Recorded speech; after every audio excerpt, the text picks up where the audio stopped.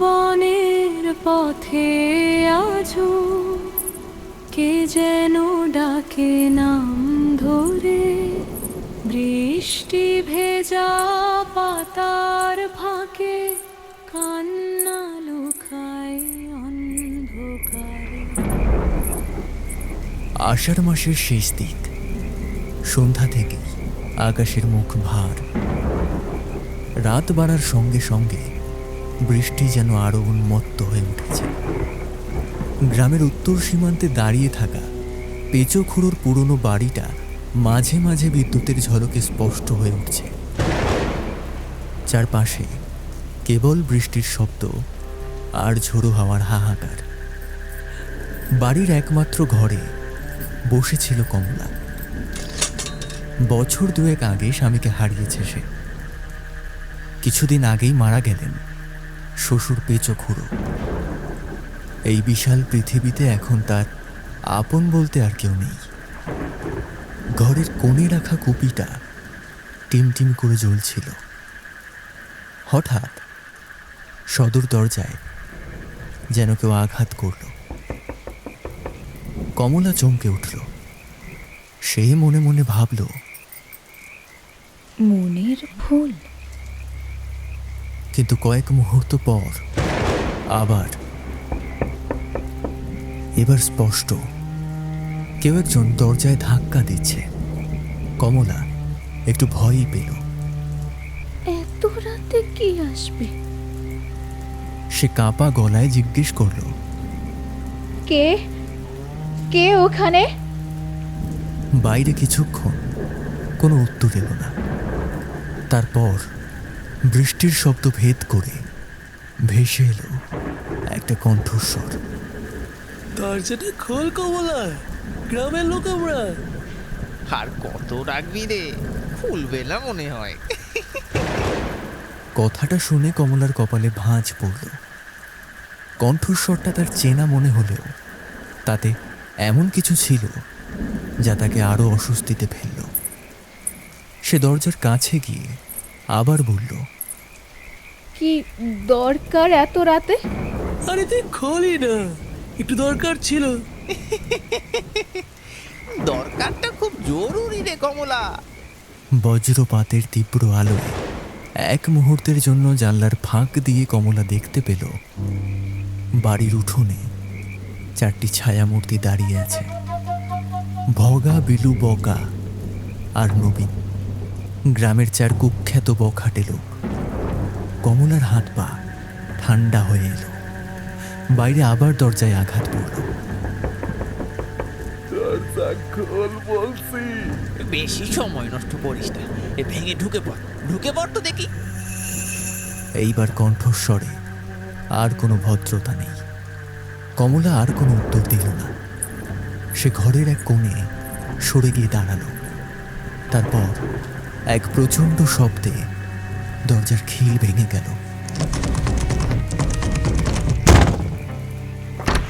চারটি ছায়ামূর্তি ঝড়ের মতো ঘরের ভেতরে ঢুকে পড়ল। কই রে কমলা, আয় সামনে আয় দেখি। খুব খিদে পেয়েছে রে, আয় আয় দেখি। ওখানে একটু ভোগ। এতদিন একা একা থাকিস, আজ তোকে সঙ্গ দিতে এসেছি রে।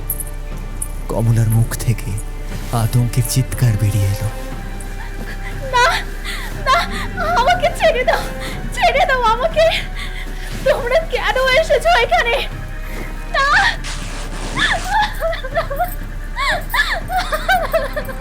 আজ আর কেউ তোকে বাঁচাতে আসবে না রে কমলা। বাইরে বিদ্যুৎ চমকাচ্ছে। ঘরের কুপিটা নিভু নিভু আলোয় জ্বলছিল। কমলা মরিয়া হয়ে নিজেকে বাঁচানোর চেষ্টা করেই চলেছে। কুপিটার ম্লান আলোয় দেখা গেল চারটি ছায়ামূর্তি একটা নারী দেহকে হিংস্র পশুর মতো ভোগ করে ফেলল। কিছু মুহূর্ত পর আবার সব নিস্তব্ধ, আবার সবকিছু আগের মতো। শালবনের পাতায় পাতায় ভেসে আসে সেই সুর। অন্ধকারে হারিয়ে গেছে একটু কুয়াশার ফুল।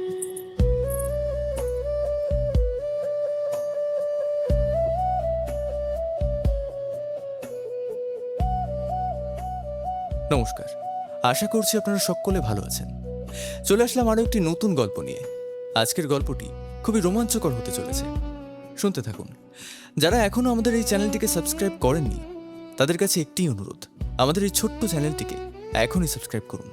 দেখা হচ্ছে গল্পের শেষে।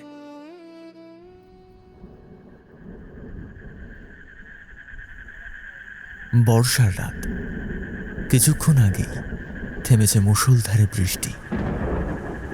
ঘন শালবনের বুক চিরে চলে যাওয়া সরু মেঠো পথটা এখন কাদা আর অন্ধকারে ঢেকে আছে। দূরে কোথাও বিদ্যুতের এক ঝলক, এক মুহূর্তের জন্য আলোকিত হয়ে আবার অন্ধকারে ডুবে গেল গোটা জঙ্গলটা। সেই অন্ধকারের মধ্যেই একটি কাঁপতে থাকা লণ্ঠনের আলো ধীরে ধীরে এগিয়ে চলেছে। দূর, এই কাজটা আজই করতে হবে। কতবার বলেছিলাম বীরেশকে খবরটা বিকেলের মধ্যে পৌঁছে দিতে, তা না, এখন মাঝ রাতে এই জঙ্গলের রাস্তা মারাতে হচ্ছে। উফ, ভাল লাগে না আর। অরিন্দম লণ্ঠনটা একটু উঁচু করল।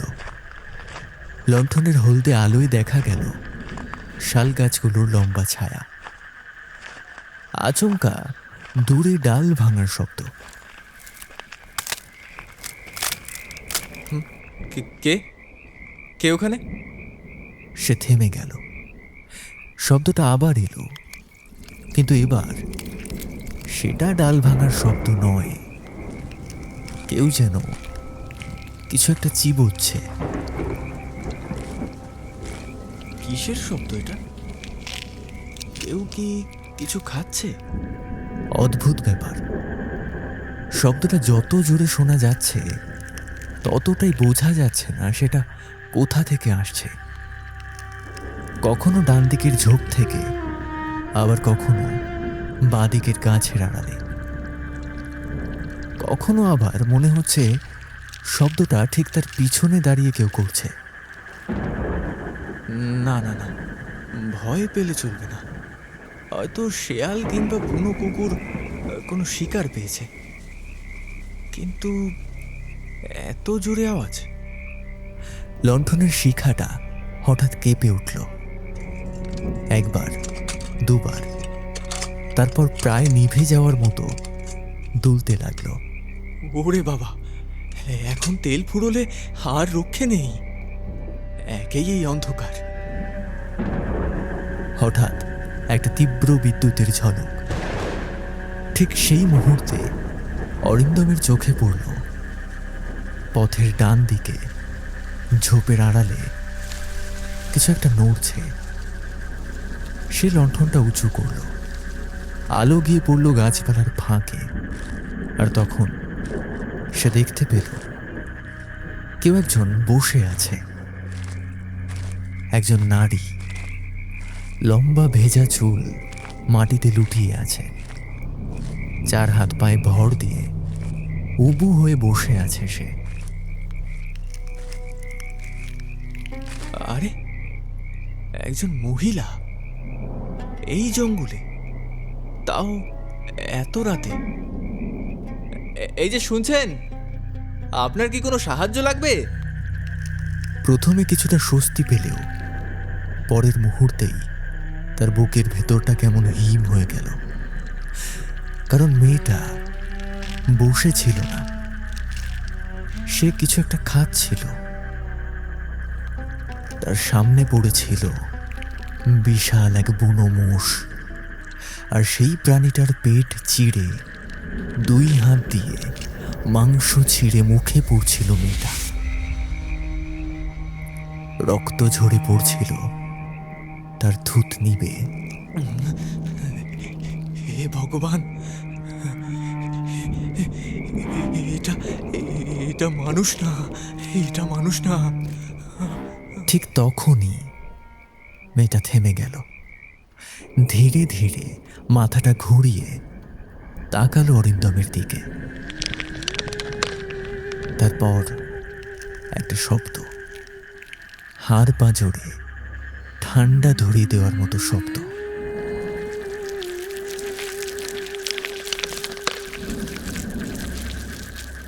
মেয়েটা উঠে দাঁড়ালো, কিন্তু কিন্তু মানুষের মতো নয়, যেন মাকড়সার মতো, হাত পা অস্বাভাবিকভাবে বাঁকিয়ে।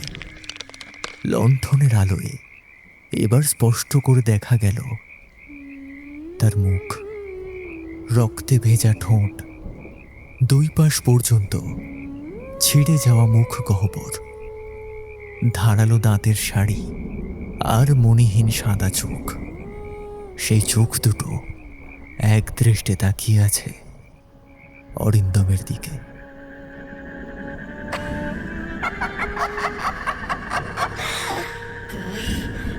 আমাকে দেখে ফেলেছিস?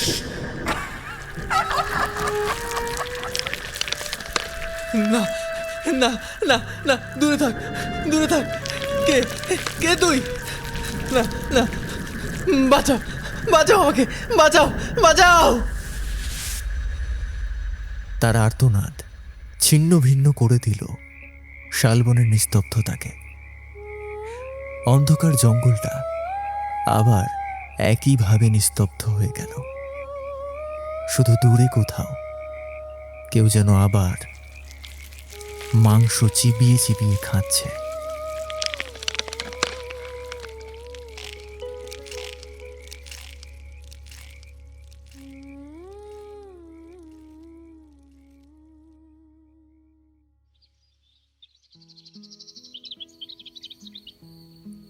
মিষ্টি রোদে ভরা একটি সকাল। গত রাতের ভয়ঙ্কর ঘটনার কোনো চিহ্ন যেন আর কোথাও নেই। মনে হচ্ছে সেই বিভীষিকাময় রাতটা যেন কেবলই এক দুঃস্বপ্ন ছিল। শীতল সকালের বাতাস অরিন্দমের মনকে কিছুটা শান্ত করছিল।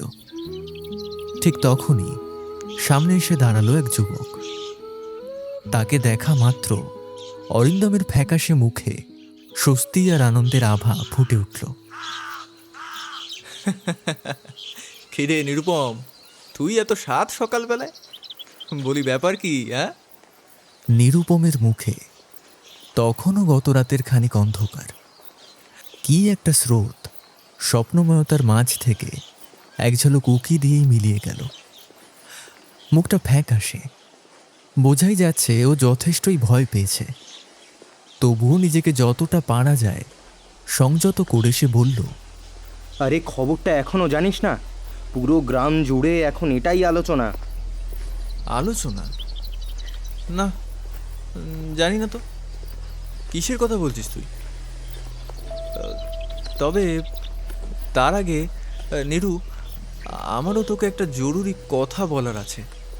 বলছি, তবে আগে তোরটা শুনি। না না, তুই আগে বল। আমার খুব চিন্তা হচ্ছে। আসলে কালকে আমি একটা জিনিস দেখেছিলাম। আরে রাখ তো তোর জিনিস। বলি, ও পাড়ার নন্দুদার সেই কালো বুনো দেখতে মোষটাকে গতকাল বিকেল থেকেই খুঁজে পাওয়া যাচ্ছিল না। শেষে পাওয়া গেল ওই জঙ্গলের ওদিকে, যেখানে কাটা ঠাকুরানির পুকুরটা আছে, তার পাড় থেকেই। মোষটার চোখ দুটো খোলা, সেটা যেন কিছু একটা দেখে প্রচণ্ড ভয় পেয়েছে। পেটটা চেড়া, কেউ যেন চিড়ে সেখান থেকে মাংস খুবলে খুবলে খেয়েছে। আর একটা বিষয় জানিস, জোড়া। কিরে অরিন্দম, তোর চোখ মুখের অবস্থা এমন হয়ে যাচ্ছে কেন? তুই কি কিছু জানিস? জেনে থাকলে আমাকে বল। হ্যাঁ, কি কি কি বলবো? বুঝতে পারছি না নিরু। কাল রাতে একটা দরকারে প্রাণ কাকার বাড়ি যাচ্ছিলাম। সময় বাঁচানোর জন্য শালবনের ভেতরে রাস্তাটা ধরেছিলাম। তুই তো জানিসই, বৃষ্টির পরে ওদিকের পথটা কাদা আর জলে ভরে যায়। চারপাশে গাছের পাতা থেকে টুপটাপ করে জল পড়ার শব্দ ছাড়া আর কিছু ছিল না। কিন্তু সেই নিস্তব্ধতার মাঝেই যেন লুকিয়ে ছিল এক অদ্ভুত আর হিম করা অস্বস্তি। হাতের হ্যারিকেনটা নিয়ে আমি জল ভেঙে এগিয়ে যাচ্ছিলাম। হঠাৎ মনে হলো ঝোপের আড়াল থেকে আর একটা শব্দ ভেসে আসছে। প্রথমে বুঝতে পারিনি, তারপর তারপর স্পষ্ট শুনতে পেলাম যেন ধারালো দাঁত কোনো নরম মাংসে বসছে। ক্যাচ ক্যাচ ক্যাচ করে কেউ যেন অন্ধকারের আড়ালে বসে কিছু একটা ছিঁড়ে ছিঁড়ে খাচ্ছে। শব্দটা শুনেই আমার বুকের ভেতরটা যেন বরফ হয়ে গেল। বাবা, সে কি দৃশ্য! এই এই তুই জানিস? তার মানে তুই বলছিস যে তুই দেখেছিস, সব জানিস? ওরে বাবা, এ কি সাংঘাতিক! হ্যাঁ, সবটাই আমি দেখেছি। আমার চোখের সামনেই ঘটেছে সবটা। জঙ্গলের দিক থেকে একটা চেবানোর শব্দ ভেসে এলো। কিছু একটা কেউ যেন খাচ্ছে, জানিস। আমি থমকে পড়ে প্রথমটায় এগিয়ে গেলাম ঝোপের দিক দিয়ে। দিয়ে তুই দেখলি ওই ঝোপের পাশে সাদা শাড়ি পরা একটা ছায়া দুপায়ে ভর দিয়ে বসে আছে। তারপর তোর উপস্থিতি টের পেয়ে পায়ের তলা দিয়ে উল্টো মুখে তোকে দেখছে। মণিহীন, মুখটা দুপাশে কাটা, তার থেকে বের হয়ে আসছে তীক্ষ্ণ দুটো দাঁত। আর তাই দেখে তুই এক দৌড়ে সেখান থেকে পালিয়ে এসে শটান বিছানায়। কিরে, কি তাই তো? হ্যাঁ, কিন্তু তুই এসব কি করে জানলি? পিছন থেকে কোনো শব্দ পেয়েছিলি? কোনো আওয়াজ বা জলের ছলাৎ ছলাৎ ওই ধরনের কিছু? কই না তো। কিন্তু কেন বলতো? এই এই তার মানে তুই বলছিস ওটা কিছু দূর আমাকে...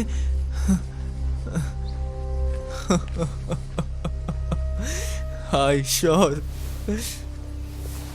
দুই হাতে মুখ ঢেকে বসে পড়ে অরিন্দম। এবার সে তার পিঠের ওপর একটা আলতো হাতের স্পর্শ অনুভব করল। দেখ, যা হওয়ার তা তো হয়েইছে, ভয় পাস না। এটা ঠিক যে ওটা কিছু দূর তোর পিছু নিয়ে এসেছিল। আমি বলছি তার কারণ এই দৃশ্য আমিও একদিন দেখেছি। হ্যাঁ, বলিস কি রে? তার মানে তুইও? হ্যাঁ, তবে বলি শোন। আমি গিয়েছিলাম শহরে একটা কাজে। দিনটা ঘোর অমাবস্যা। কাজ শেষ হতে হতে বেশ রাত হয়ে গেল। ফিরছি ওই পথটা ধরেই, কেননা তুই তো জানিস শর্টকাট হয়। আমার প্রথমটায় মনে হলো কেউ যেন আমার পিছু নিয়েছে। হাতে একটা মোটা লাঠি আর এক হাত ফাঁকা, কোনো আলো নেই সাথে। প্রায় খালি হাতে। কি করলি তারপর? আরে শোনই না, আমি ওই হাঁটার শব্দে পার্তুয়েক পিছন ফিরে তাকানো সত্ত্বেও কাউকেই দেখতে পেলাম না। আবার আমি হাঁটছি, হঠাৎই মনে হলো যেন কিছু একটা ঝোপের মধ্যে নড়ে উঠল। হাওয়াতে কখনোই এতটা জোরে নড়তে পারে না, অসম্ভব। আমিও খানিক দাঁড়ালাম। দাঁড়িয়ে সেদিন কি ভুলই করেছিলাম রে। অন্ধকারে চোখটা একটু সয়ে গেলে দেখি একটা হাপচা হাপচা কি যেন ছায়ার মতো সরে গেল মানে সরে যেন পাশেই ঝোপেই কোথায় একটা গিয়ে বসে পড়লো। আমি বেশ ভয়ে ভয়েই সেদিকে এগোই। দেখ, অনেক সময় অন্ধকার রাতে তারার আলো কিছুটা থাকে, সেই আলোতে দেখলাম ঠিক তোর দৃশ্যটা। এই দাঁড়া। লোকে বলে এদিকটায় কি যেন একটা আছে, কি একটা দেবী না কি যেন। হ্যাঁ, জাতুধানী। এ কি সেই? মাঝে মাঝে জঙ্গল থেকে বেরিয়ে আসে। যখন পাপাচারে গ্রামটা পুরো ঢেকে যায়, নারীদের সম্মান থাকে না, তখন সে বেরিয়ে আসে। সে গ্রাম ধ্বংস করতে চায়। প্রথম দিকে হাঁস, মুরগি, গরু, ছাগল, শেষে মানুষও। আর সেই আতঙ্কে একদিন সবাই গ্রাম ছেড়ে পালিয়ে যায়। আমার ঠাকুরদার মুখে শোনা গল্প। জাতুধানী। এ নামটা মনে রাখিস। কি বলছিস কি তুই? এ যে আর সহ্য করা যায় না। আমি এখন এলাম রে, পরে তোর সাথে দেখা করছি। এই সাবধান কিন্তু, হ্যাঁ, খুব সাবধানে থাকিস। জাতুধানীর গল্পটা ছোটবেলায় কয়েকবার শুনেছে অরিন্দম। সেই ভয়ঙ্কর কাহিনী আজ যে এমনভাবে সত্যি হয়ে দাঁড়াবে তা সে ভাবেনি। রাতে বাড়ি ফিরে সে ঘুমিয়ে পড়েছিল। তার কানে বাজছিল একটাই শব্দ, একটাই নাম, জাদুদানি, জাদুদানি, জাদুদানি। হঠাৎ তার চোখ খুলতেই কি অন্ধকার, কি ঘন বন রে বাবা! এই আমি কোথায় এসে পড়লাম?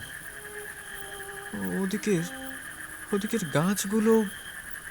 গাছগুলোর পাতা বেশ বড়, সেদিক দিয়ে এক ফোঁটা আলো আসছে মনে হচ্ছে না। সূর্য তখন গাছপালার ফাঁক দিয়ে অনেকটাই হেলে পড়েছে পশ্চিম দিগন্তে। জঙ্গলটা ক্রমশ আরো অন্ধকার হয়ে আসছে। অরিন্দম একাকী দাঁড়িয়ে আছে গভীর জঙ্গলের বুকে। ওম জপাকুসুম সংকাশম, জপাকুসুম সংকাশম, জপাকুসুম সংকাশম। এ কি, দূরে কোথাও থেকে মন্ত্র পড়ার একটা শব্দ আসছে মনে হচ্ছে। ওম জপাকুসুম কান পেতে শুনলে ওম হ্যাঁ, জপাকুসুম মন্ত্রই তো। কশ্যপেয়ং মহাদতিম তমরিং সর্বপাপগ্নং প্রণতস্মি দিবাকরং। এমনিতেই বনটা কেমন অদ্ভুত লাগছে, মনে হচ্ছে কোনো প্রাচীন অন্ধকার এই জায়গাটাকে গ্রাস করেছে। কিন্তু কিন্তু এই মন্ত্রোচ্চারণের শব্দটা মনে হচ্ছে ওদিক থেকে আসছে না। যাব, একবার গিয়ে দেখব, কিন্তু কিন্তু সঙ্গে তো কোনো আলো নেই। এমনিতেই গা ছমছম করছে, তার উপর সূর্যটাও প্রায় ডুবে যেতে চলেছে। ঈশ্বর, তুমি পথ দেখাও, এই মুহূর্তে তুমিই ভরসা। তার মনের ভিতর তখন চলছিল এক অদ্ভুত লড়াই। কৌতূহল তাকে টেনে নিয়ে যেতে চাইছিল সেই রহস্যময় শব্দের উৎসের দিকে, আর ভয় বারবার সতর্ক করে দিচ্ছিল অজানা বিপদের কথা। মনে হচ্ছিল অদৃশ্য কেউ যেন তার সাহসকে প্রশ্ন করছে, তাকে চ্যালেঞ্জ ছুড়ে দিচ্ছে। আবার একই সঙ্গে আরেকটি অশুভ অনুভূতি তাকে ফিরে যেতে বলছে। আমি যাব, আমি ভীত নই, কাপুরুষ নই। ব্যাপারটা দেখা দরকার। যাই যাই গিয়ে দেখি। সিদ্ধান্ত নেওয়ার পরও তার বুকের ভেতরের অস্থিরতা কমল না। শব্দের উৎস লক্ষ্য করে কয়েক পা এগোতেই চারপাশের অন্ধকার যেন আরো ঘন হয়ে উঠল। পশ্চিম আকাশে সূর্যের শেষ আলোটুকু দ্রুত মিলিয়ে যাচ্ছিল।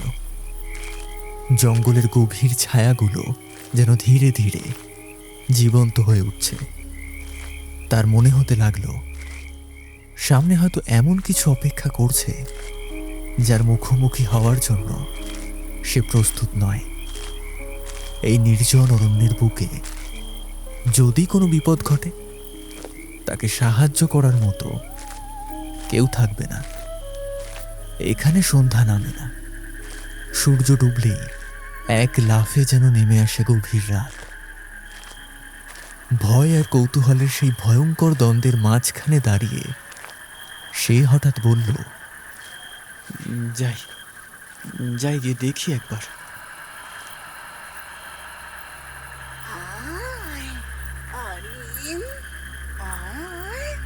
এদিকে আয়, আমার কাছে আয়, আমাকে চিনতে পারছিস না?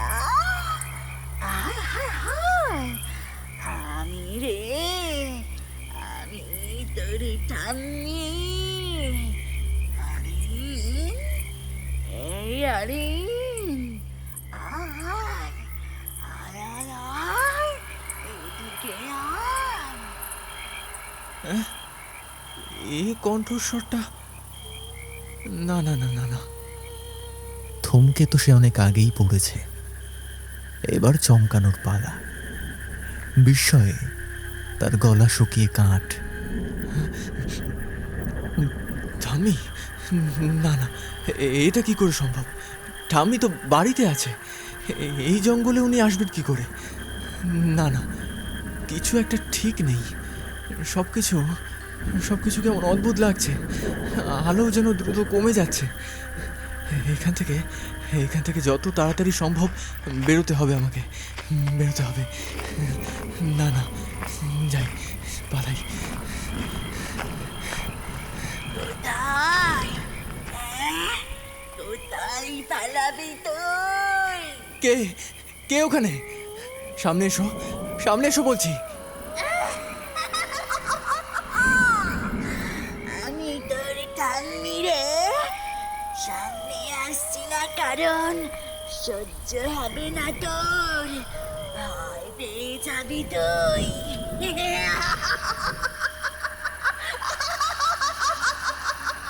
আমি জানি তুমি আমার ঠাম্মি নও। যেই হও সামনে এসো, সামনে এসো বলছি। ভয় পাবি না?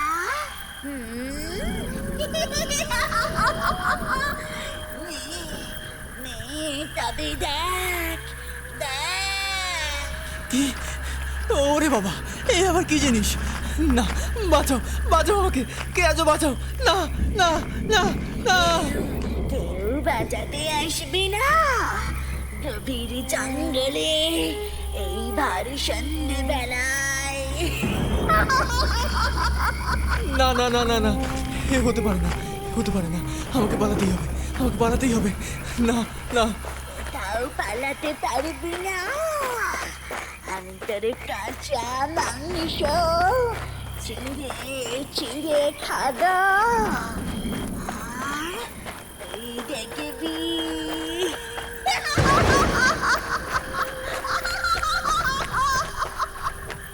মৃত্যুর বিভীষিকাকে পাশ কাটিয়ে সে এখন দৌড়চ্ছে উদ্ভ্রান্তের মতো, পাগলের মতো।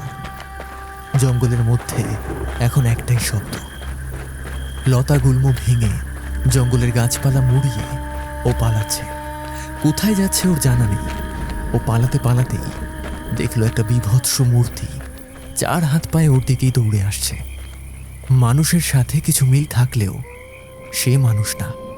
মুখের দুটো চোয়াল অস্বাভাবিক কাঁটা। ওটা বিকটভাবে হেসেই চলেছে। একদম কাছে এসে পড়তেই দেখবি, তবে তোর টাটকা হৃৎপিণ্ডটা কিভাবে ছিঁড়ি আমি। দাঁড়া দাঁড়া, কচু কচু করে খাবো। না না না না, দূরে থাক, দূরে থাক বলছি, দূরে থাক, দূরে থাক। না না না না।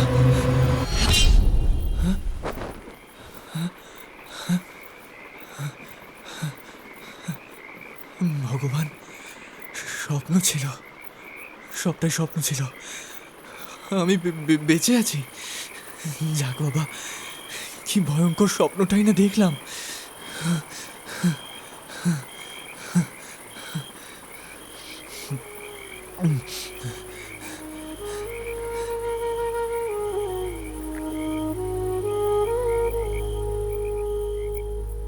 ঘুমের দেশে হারিয়ে গিয়ে দেখল অচেনা পথ। দরদর করে ঘাম তার পিঠ বেয়ে নেমে আসছিল। মাথার উপর ফ্যানটা একটানা ঘুরে চলেছে। তার যান্ত্রিক ছন্দময় শব্দ নিস্তব্ধ ঘরটাকে আরো গভীর করে তুলছিল। নীরব রাতে কে যেন ডাকে নাম ধরে বারবার, কাঁপতে থাকে বুকের ভেতর অজানা অন্ধকার।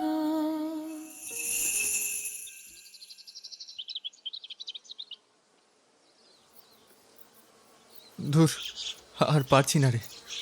কাল রাতেও আবার সেই একই দুঃস্বপ্নটা দেখলাম। মনে হচ্ছে ব্যাপারটা দিন দিন আরো ভয়ঙ্কর হয়ে উঠছে। বলতো, এভাবে আর কতদিন চলবে? চল চল চল চল তো, এখানে দাঁড়িয়ে থেকে আর ভেবে কোনো লাভ হবে না। কোথায়? হরিমোহন কাকুর কাছে। একমাত্র উনিই পারেন আমাদের এই বিপদ থেকে উদ্ধার করতে। বলছিস? চল তবে।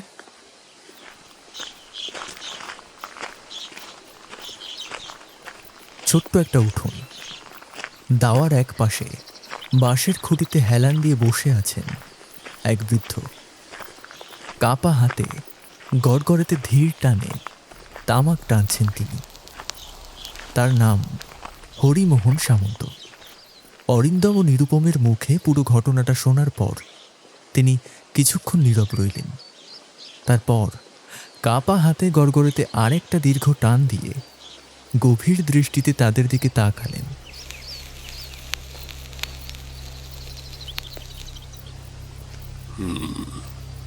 তাহলে শেষ পর্যন্ত ওটা আবার ফিরে এসেছে। ধীর ভারী কণ্ঠে বলতে শুরু করলেন তিনি। শোনো বাবা, তাহলে বলি, গল্পটা আমি আমার দিদিমার মুখে শুনেছিলাম। এই যে নয়নপুরের শালবনটা দেখছো, এর সঙ্গে জড়িয়ে আছে বহু পুরানো এক অভিশপ্ত ইতিহাস। সেই সময় এই অঞ্চলে চৌকিদার ছিলেন দর্পনারায়ণ রায়। এক সন্ধ্যাবেলা তিনি একাই এই জঙ্গলের পথ ধরে ফিরছিলেন।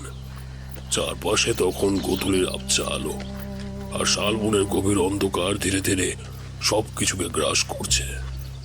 হঠাৎই জঙ্গলের এক অংশে এসে তার মনে হলো কেউ যেন মন্ত্রোচ্চারণ করছে।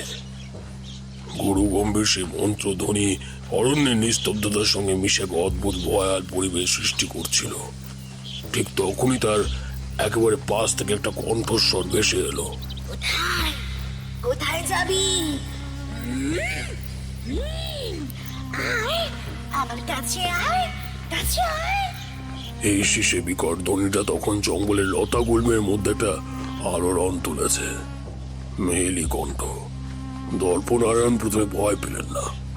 অবশ্য প্রথমে এগিয়ে দেখতে গিয়েছিলেন ওই জঙ্গলে কে মন্ত্র পড়ছে, কিন্তু তার আগে সেই ঠান্ডা গলার স্বরটা মানে তিনি তাকে আক্রমণ করে বসে। পরে অবশ্য জানা যায় গভীর জঙ্গলের মধ্যে এক ধরনের বড় পাতাওয়ালা গাছ ছিল তখন, যা আজ সেইভাবে নেই। সেই গাছের আড়ালে এক নাম না জানা দেবীর মন্দির ছিল, আর সেখানেই থাকতেন এক করাল দর্শন তান্ত্রিক। সেই তান্ত্রিকের কাজ ছিল এই বনের রক্ষা করা। তিনি ছিলেন দেবী জাদুধানের উপাসক, ভয়ঙ্কর এক অপদেবতা। গ্রামে অনাচার শুরু হলে নাকি তিনি কুপিত হন, কখনো কখনো মানুষের উপর আক্রমণ করে বসেন। এত দূর বলে একটু দম নেওয়ার জন্য থামলেন হরিমোহন। নিরুপমার অরিন্দম একে অপরের দিকে তাকালো। এই স্বপ্নই তো দেখেছে অরিন্দম। তাহলে কি? আচ্ছা, দেবী শালবতীর নামও শোনা যেত না তখন? তা শালবতী বলে কি? তোমরা ঠিকই ধরেছ।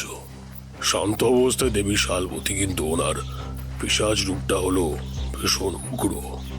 তিনি হলেন জাদুধানী। একই দেবীর দুটি ভিন্ন রূপ। তাহলে জেঠু, ওই কাঁচা মাংস খাওয়ার ব্যাপারটা? দেখো, একটু আগেই তো বললাম দেবীর কুপিত রূপ জাদুধানী। তবে পুরাণে জাদুধানীর সংখ্যা এক নয়, বহু। সেখানে এই কাহিনী মেলে না। আর মাংস, সে তো দর্পনারায়ণেরই ছিন্ন ভিন্ন দেহ উদ্ধার হয়। আর আর কখনো কখনো গ্রামের মানুষেরা এই পথে গেলে সেই শব্দ পেয়েছে বই কি। মাঝে মাঝে গ্রামের গবাদি পশুর দেহ পাওয়া গেছে ওই বড় পাতাওয়ালা গাছগুলোর খুব কাছ থেকেই। তার মানে আপনি বলতে চাইছেন এই জাতুধানী দেবী হলো শালবতীরই এক রূপ? একদম। আচ্ছা, কি করবো এবার বলে দিন তবে। হাতে থাকা গড়গড়েতে আরেকটি দীর্ঘ টান দিয়ে হরিমোহন কাকা কিছুক্ষণ চুপ করে রইলেন। তারপর গম্ভীর স্বরে বললেন, আমি বলে কি বাবারা, তোমরা একবার তান্ত্রিক অম্বিকাচরণের কাছে যাও। ওই জঙ্গলের শেষের প্রান্তেই উনি থাকেন। এই ব্যাপারে যদি কেউ কোনো পথ দেখাতে পারেন তবে তিনিই পারবেন। তোমরা একবার তাঁর সাথে দেখা করে এসো।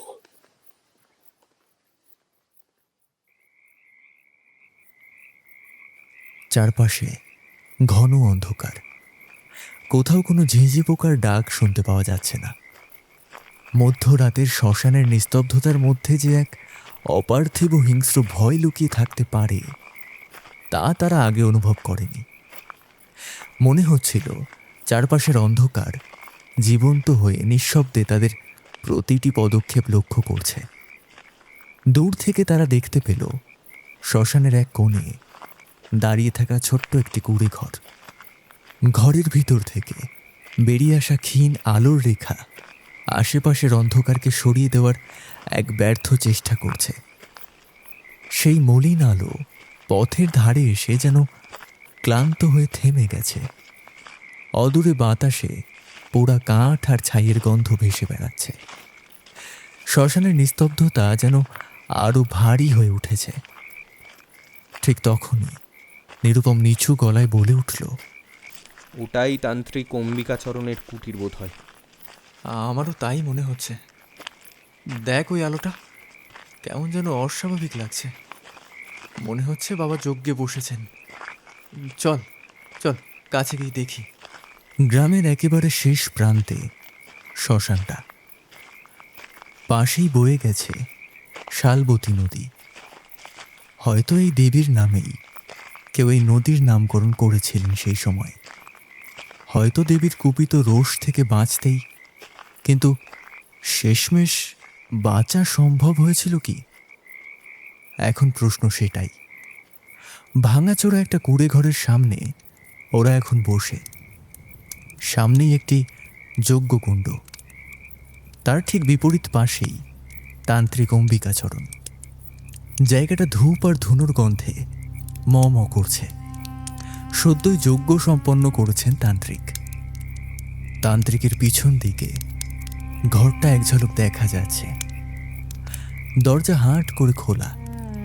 সেই দরজা দিয়ে চোখে পড়ছে ঘরের ভেতরে স্তূপ আকারে রাখা ছাই, মরার মাথা, দেহের হাড় আর কতগুলো অদ্ভুত দেখতে রুদ্রাক্ষের মতো কি যেন একটা।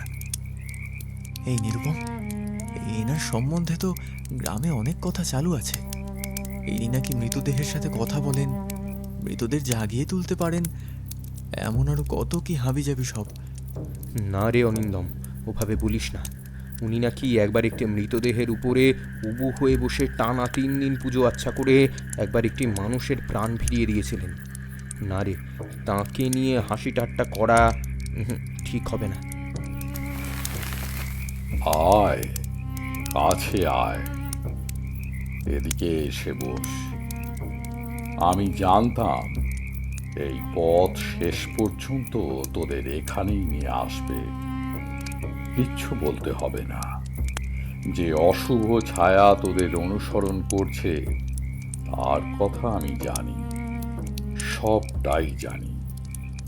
গভীর অরণ্য আর মধ্যরাতের সেই নিস্তব্ধতার মধ্যে পরিবেশটা ক্রমশ আরও ভয়াবহ হয়ে উঠছিল। চোখ না খুলেই তান্ত্রিক অম্বিকাচরণ পাশে রাখা খাপড় পাত্র থেকে এক মুঠো ভস্ম তুলে যজ্ঞের আগুনে নিক্ষেপ করলেন।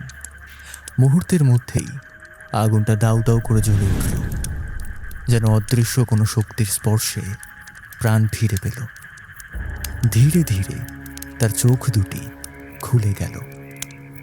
সেই দৃষ্টি ছিল ছুরির ফলার মতো তীক্ষ্ণ। পর মুহূর্তেই তার দৃষ্টি স্থির হল অরিন্দমের উপর। এরপর তার ঠোঁট নড়ে উঠতেই বজ্র গম্ভীর কণ্ঠস্বর যেন সমগ্র শ্মশানের নিস্তব্ধতাকে গ্রাস করে নিল। সে তোকে স্বপ্নে দেখা দিয়েছে, তাই তো অরিন্দম? আমি ঠিকই ভেবেছিলাম। অরিন্দমের বুকের ভেতরটা ছ্যাত করে উঠল। এখন সেখানে কেউ হাতুড়ি পেটাচ্ছে। সে পাথরের মূর্তির মতো দাঁড়িয়ে রইল। চারপাশের বাতাস এখন অস্বাভাবিক ভারী। সমস্ত জগৎ চরাচরের জীবন মৃতের একটি অপার্থিব মিলন বিন্দু এখন সেখানে। আবার সেই গমগমে গন্ধ। শ্মশানের জড়তাকে সে টিকতে দিতে চায় না। তিনি এবার বলতে শুরু করলেন, তোরা কি জানিস না এই গভীর অরণ্যের অধিষ্ঠাত্রী দেবীকে? এই বনের রক্ষাত্রী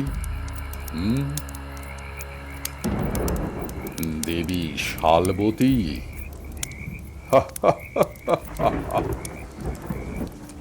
ঠিক সেই মুহূর্তেই কাছাকাছি কোথাও প্রচণ্ড বজ্রপাত হলো। তার বজ্র কঠোর কণ্ঠস্বর আর সেই আকস্মিক শব্দে অরিন্দম আর নিরুপম ভয়ে প্রায় ছিটকে পড়ছিল। নিরুপম কোনো রকমে অরিন্দমকে সামলে নিল। তান্ত্রিক অম্বিকাচরণ আবার বলতে শুরু করলেন, এই গভীর অরণ্যে তিনি বিরাজ করেন, এই বনের জননী, এই অরণ্যের রক্ষা কর্ত্রী তিনি, মা শালবতী। প্রসন্ন থাকলে তার আশীর্বাদে বন ও বনবাসীরা সুরক্ষিত থাকে, কিন্তু তিনি কুপিত হলে নেমে আসে অনর্থ, যেমনটা এখন তোদের সঙ্গে ঘটছে। কিরে, তাই তো? মানুষের পাপ, অনাচার আর অপবিত্রতা যখন সীমা ছাড়িয়ে যায়, তখন দেবীর ক্রোধ ভয়ঙ্কর রূপ ধারণ করে। তিনি পিশাচিনীতে পরিণত হন। এখন তিনি সেই রূপেই অবস্থান করছেন। মনে আছে তোদের নিচু খুড়োকে? গ্রামের উত্তর সীমান্তে ছিল ওর বাড়ি। পেঁচো খুড়ো মারা যাওয়ার পর তার অভাগিনী পুত্রবধূ ছাড়া আর কেউ ছিল না। কিন্তু গ্রামেরই কয়েকজন কুলাঙ্গার, ভগা, বিলু, বকা আর নবীন তাকে ধর্ষণ করে নির্মমভাবে হত্যা করে। সেই দিন থেকেই দেবী কুপিত।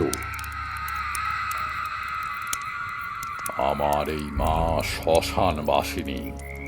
যখন তুষ্ট থাকেন তখন তার রূপ করুণাময়ী, মঙ্গলময়ী, কিন্তু মানুষের পাপ যখন বেড়ে যায় তখন তিনি পিশাচিনী রূপ ধারণ করেন। তোরা মানুষেরাই মাকে সেই রূপ নিতে বাধ্য করিস। তখন তিনি আর শুধু দেবী নন, তখন তিনি রক্ত মাংসভোজী, অন্যায়ের বিচারক, নরকের হিংস্র প্রতিশোধের প্রতিমূর্তি। ততক্ষণে অরিন্দমের চোখ মুখ একেবারে ফ্যাকাশে হয়ে গেছে। সে কাঁপা কাঁপা গলায় বলল, তাহলে তাহলে এখন কি করব? আমার উপর কি কোনো বিপদ হবে? কিন্তু আমি তো কিছু করিনি। কিছু একটা সুরাহা দিন আমাকে। শোন, রাতের পর আর ওই শালবনের দিকে যাবি না। কেউ যদি পিছন থেকে ডাকে সাড়াও দিবি না। আর একটু দাঁড়া। ওম হ্রিং ক্রিং ফট স্বাহা। এই নে, এই তাবিজটা রাখ, খুলবি না, সদাই পড়ে থাকবি। আর স্বপ্নে কাউকে দেখলে ঘুম ভাঙার সাথে সাথেই একবার স্পর্শ করবি। নিরুপম, নে, তুইও এই তাবিজটা রাখ, সব সময় ধারণ করে থাকবি। মনে রাখিস, যদি বাঁচতে চাস তাহলে কোনো অবস্থাতেই এই তাবিজ খুলবি না। একবার খুললে তোদের রক্ষা করা আমার পক্ষেও সম্ভব হবে না।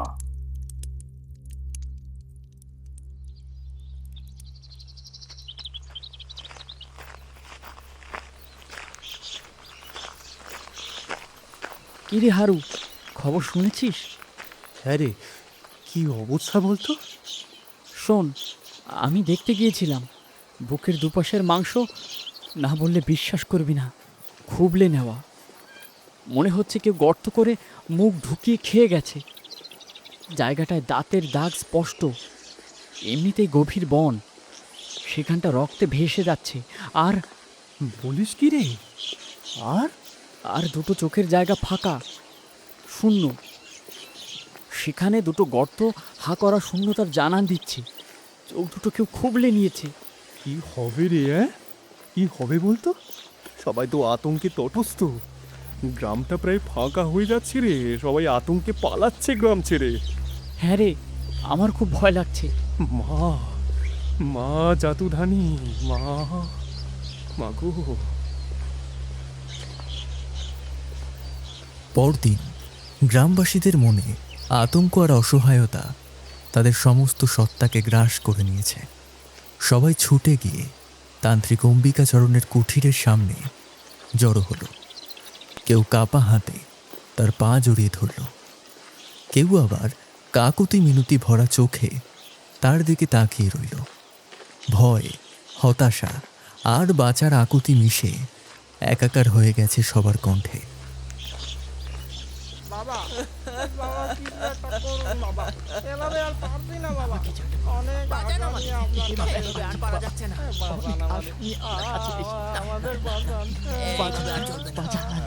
এই গ্রাম পাপের ভারে কলুষিত, মানুষের পাপের পাত্র উপচে পড়েছে।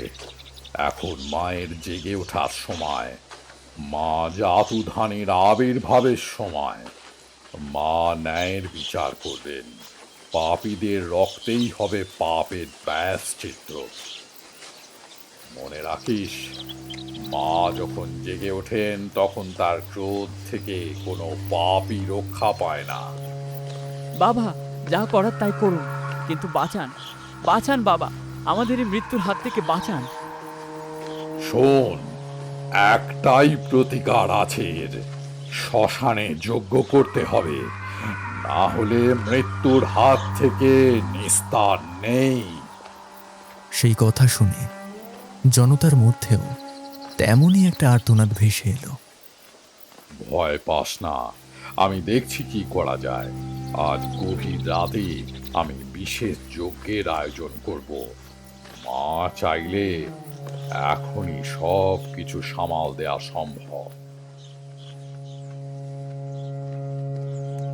রাত তখন গভীর, অমাবস্যার নিকষ কালো অন্ধকার চারিদিকে।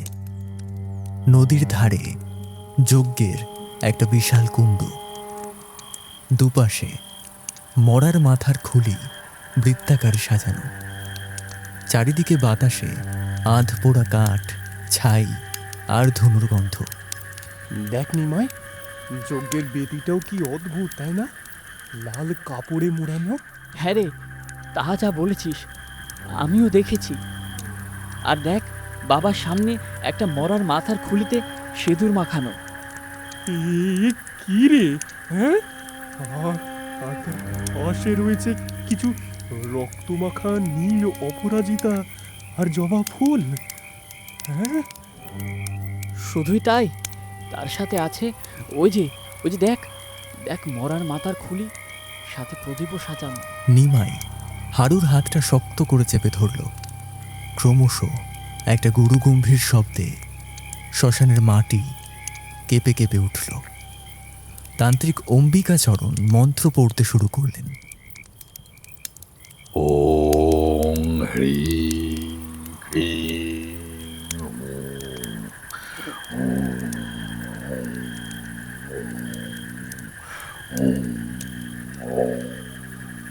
মন্ত্রের শব্দ ছাপিয়ে শোনা যাচ্ছে একটা দূর থেকে ভেসে আসা গোঙানির শব্দ। দেখ দেখ, বাবা যেই মন্ত্রোচ্চারণ শুরু করেছেন, সাথে সাথেই কেমন একটা গোঙানি, আর বাতাসটাও এখন কি ভারী হয়ে এসেছে। দেখ দেখ, যজ্ঞের আগুনে কি একটা পড়ে, আর সঙ্গে সঙ্গেই কি অমানসিক আক্রোশে কিছুটা উঁচু হয়ে এখন সেটা আকাশে গিয়ে মিশছে। দেখ, বাবাকে প্রায় দেখা যাচ্ছে না রে। ভাই ভাই, চারপাশ থেকে কেমন কান্না শব্দ আসছে। অসংখ্য লোক যেন আমাদের ঘিরে ফেলেছে, আমরা অপ্রীতিকর হাতে বন্দি। যজ্ঞের আগুনটা এখন আর আগুন নেই রে, সম্পূর্ণ কালো। হঠাৎ একটা তীব্র শোরগোল উঠল চারপাশে। পালাও পালাও, আমরা সবাই ঘেরা পড়েছি। চারিদিকে চারিদিকে শুধুই অশরীরী ছায়া। কারা যেন ঘুরছে, কারোর ঘাড় ঝুলে পড়েছে, কারোর চোখ, কারোর মুখ, কারোর যেন গলার চোয়াল নেই। ওরে বাবা, সেখান থেকে জেগে উঠেছে হিংস্র পাশবিক প্রেত শরীর। পালাও, পালাও এখান থেকে সকলেই পালানোর জন্য ব্যস্ত হয়ে পড়ল। খবরদার বলছি, কেউ এই যজ্ঞের গণ্ডির বাইরে যাবে না, তাহলে নির্ঘাত মৃত্যু। কি কি হচ্ছে রে বলতো হারু? দেখ কি প্রচণ্ড ঝড় উঠেছে। ক্ষণে ক্ষণে মেঘের ডাক শুনে মনে হচ্ছে আকাশটা ভেঙে পড়বে। ওই ওই দেখ, ওদিকে একটা আধপোড়া চিতা। ওটা ওটা ওটা দাও দাও করে জ্বলে উঠলো। দেখ আগুনটার কেমন একটা কালচে আভা। আরে বাবা রে, আমার খুব ভয় করছে রে। ওরে বাবা। এবার ভেসে আসে তান্ত্রিক অম্বিকাচরণের সেই কণ্ঠ। ওম হ্রিম মন্ত্র পড়ছে এক মনে। সবাইকে চমকে দিয়ে ঘন জঙ্গলের ভেতর থেকে বের হয়ে আসে এক অদ্ভুত দর্শন কালো নারীর প্রেত শরীর, জাতুধানী। তখন জনতার মধ্যে শোরগোল পড়ে গেল। শালবনে এখন অজস্র জ্বলন্ত চোখ, টকটকে লাল।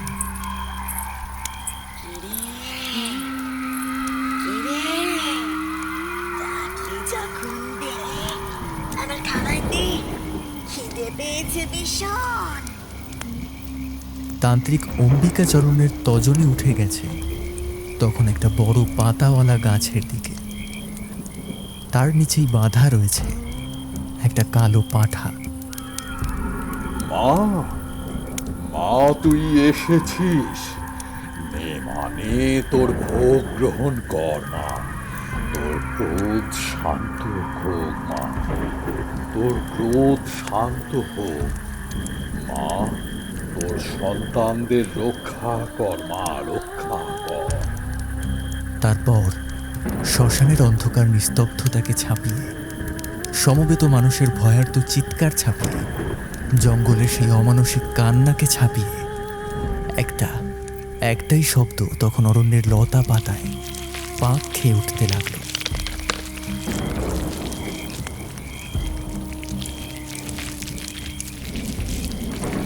খাওয়া শেষ হলে প্রেত শরীর ঠাকুর অম্বিকাচরণের দিকে তার হিংস্র নারকীয় হাসি হেসে তাকাল।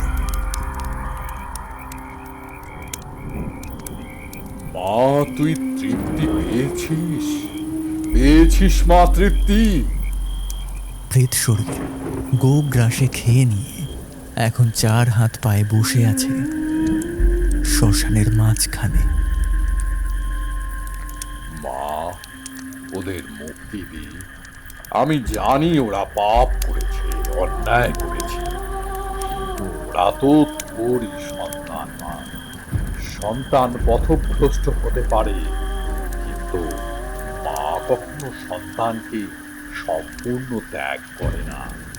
একবার দয়া কর মা, দয়া কর।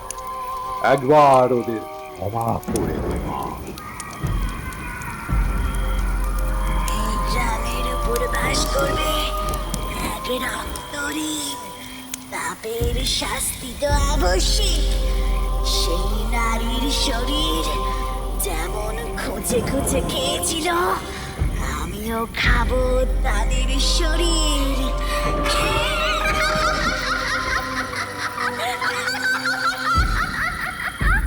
সেই অমানসিক ক্ষুধার্ত কণ্ঠের সামনে সারা গ্রাম ভয়ে কাঁপতে থাকে। সে পথে আর গভীর রাতের বেলায় কেউ যেতই না।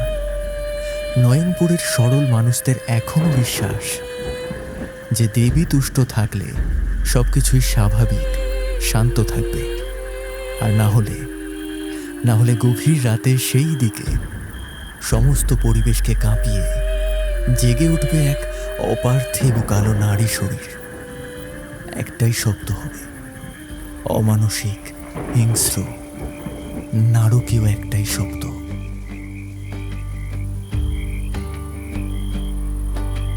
হাওয়া বয়ে নিয়ে যায় অতীত দিনের হাহাকার, নিঃশব্দ রাতে ফিসফিসে ডাকে কোনো অন্ধকার। ভাঙা মন্দির, শুকনো ফুল স্মৃতি হয়ে রয়। পুরনো কোনো রক্তঋণ জেগে থাকে নিরালয়।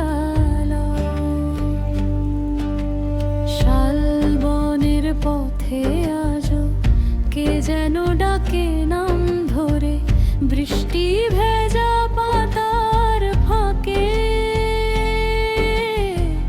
কান্না লুকায় অন্ধকারে।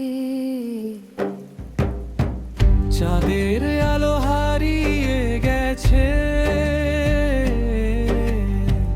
মেঘের কালো আঁচলে পুরনো কোনো অভিশাপ যেন জেগে আছে জঙ্গলে।